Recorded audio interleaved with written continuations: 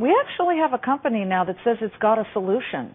So why isn't it being used? Well, it's called the Oil Spill Eater. Perfect name, right? It's a special solution. It is not a dispersant, the company says.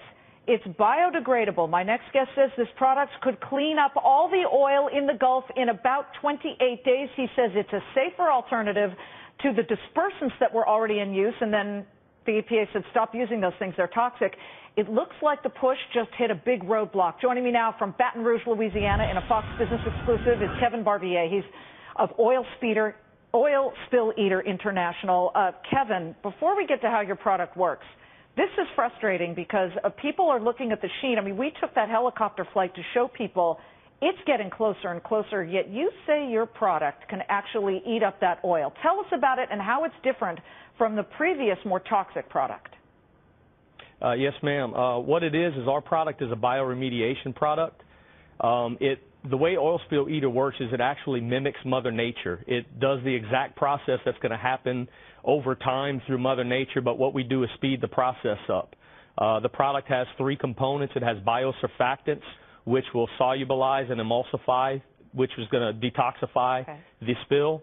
Then it has enzymes that are going to attach so that it can feed, and then we'd have a nutrient package that grows indigenous bacteria, and the indigenous bacteria will then eat the spill. Our product doesn't introduce anything foreign into the environment. Another thing that we do is we'll lift the crude up off the surface of the water, so we're not causing it to sink like the dispersants do. And we also cause the oil to lose its ability to adhere to anything. Kevin, so if it's applied, go ahead, yes, ma'am? I want you to show us, because I know that you have some props so that we can get a sense of how it works. So if you hold it up in front of the camera, I'd love to see that. Okay. What I have right here, this is some crude. Yep. This is not crude from the spill. This is South Louisiana crude from offshore, but it's not stuff from the spill because I didn't want any dispersants on my hands. Okay. This is some Oil Spill Eater right here, and it's straight Oil Spill Eater. So whenever I do this, it's actually not going to be eating the oil, but it will show you how it will get rid of the ability for the oil to stick. I'm going to take the rock and stick it in the crude. Okay. And if you can see this. Oh, sure we can. You can see how it's coated. All right. Then I'm going to take it, and I'm just going to stick it straight in the Oil Spill Eater, and I'm going to submerge the whole thing.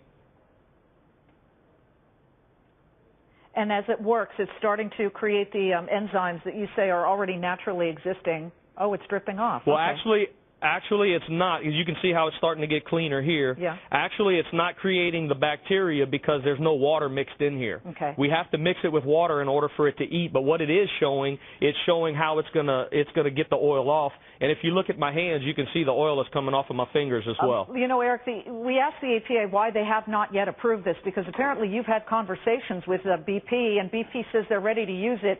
What we got from the EPA, by the way, is what they said, that EPA scientists are now conducting independent tests to determine the least toxic, most effective dispersant available in the volumes necessary for a crisis of this magnitude.